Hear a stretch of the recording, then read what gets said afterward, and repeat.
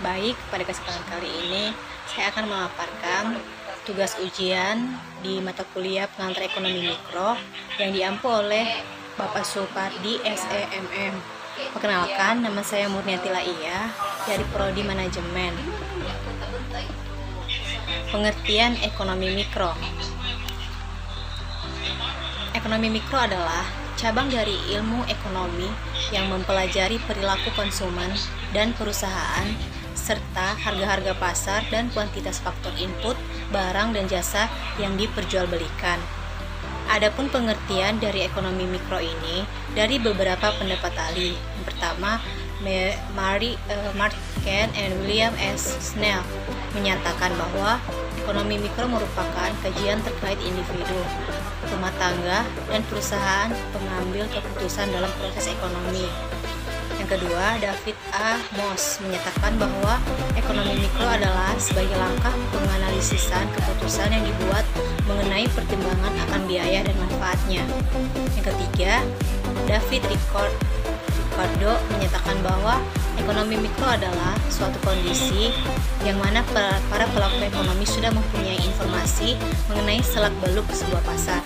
Ekonomi mikro juga dapat menentukan harga pasar dan kuantitas barang dan jasa.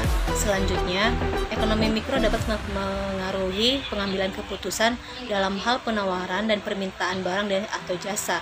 Di dalam ekonomi mikro ini juga berhubungan dengan perubahan upah, pola pekerjaan yang sesuai, serta memahami variabel biaya apa saja dalam suatu produksi barang dan jasa.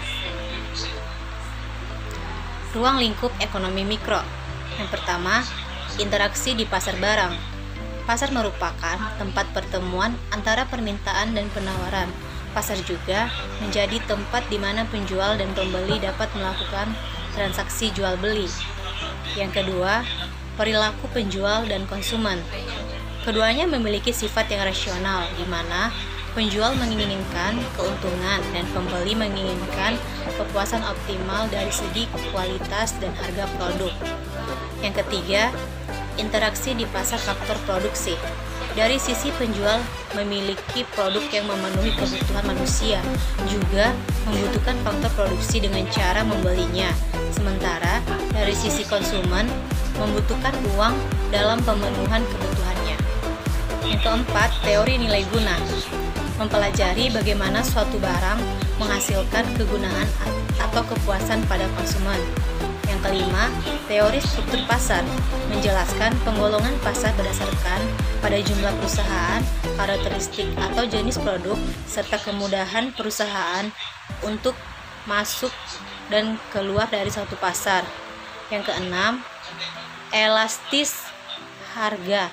Mempelajari bagaimana harga-harga suatu barang maupun jasa terbentuk di sebuah pasar. Yang ketujuh, industri.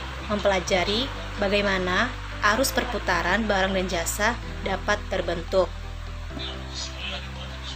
Teori ekonomi mikro. Yang pertama, teori harga.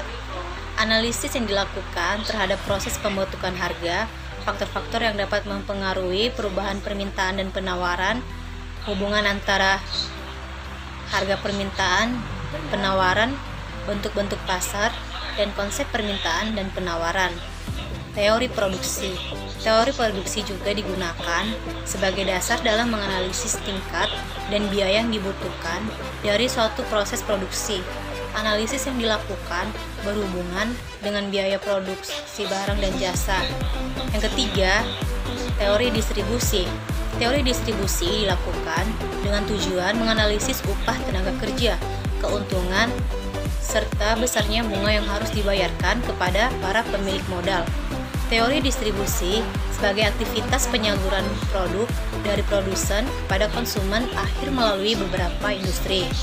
Yang keempat, teori konsumsi. Teori ini yang mengacu kepada perilaku beragam konsumen dalam konteks memenuhi kebutuhannya. Contoh kebijakan ekonomi mikro. Yang pertama, kebijakan harga terendah. Kebijakan harga terendah diterapkan ketika dalam kondisi jumlah penawaran lebih besar dari jumlah permintaan, sehingga menyebabkan penumpukan produk dan tidak semua barang akan membeli produk tersebut, sehingga Kemudian produk dijual dengan harga yang semurah-murahnya. Contoh konkretnya yaitu yang pertama, analisis permintaan dan penawaran cabai merah di Provinsi Sumatera Utara. Yang kedua, analisis struktur pasar industri karet dan barang karet tahun 2009. Yang ketiga, analisis faktor-faktor produksi yang mempengaruhi produksi kopi Robusta di Kalimantan, Sumawono, Kabupaten Semarang. Yang kedua, kebijakan harga tinggi. Kebijakan harga tinggi ditetapkan ketika kondisi pasar mengalami ketidakpastian harga, yaitu melonjaknya harga menjadi sangat tinggi.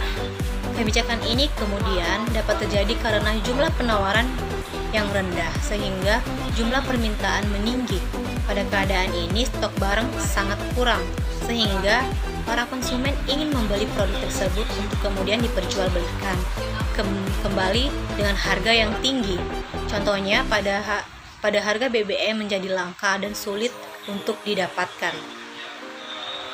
Bagaimana ekonomi mikro mempengaruhi jalannya bisnis? Yang pertama, hukum penawaran dan permintaan. Suatu bisnis memperoleh keuntungan dengan berupaya memahami pola perilaku konsumennya. Ia mengamati interaksi antara produsen dan pembeli. Hal-hal yang mempengaruhi permintaan sendiri diantaranya harga barang, pendapatan konsumen, tingkat kebutuhan, serta minat konsumen. Yang kedua, startup. Startup sebagai perusahaan baru yang berada dalam tahap penelitian serta mengembangkan untuk menemukan segmentasi pasar yang tepat.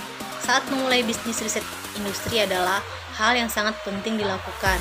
Analisa minat pasar bertujuan menyediakan dan mengembangkan produk serta layanan yang sesuai dengan kebutuhan target market yang dituju. Tujuan ekonomi mikro. Mempelajari ekonomi mikro adalah sangat penting dalam memprediksi hingga merancang strategi suatu perusahaan ke depannya. Ekonomi mikro akan mempermudah suatu perusahaan dalam memahami perilaku, kemampuan, dan kebutuhan konsumen.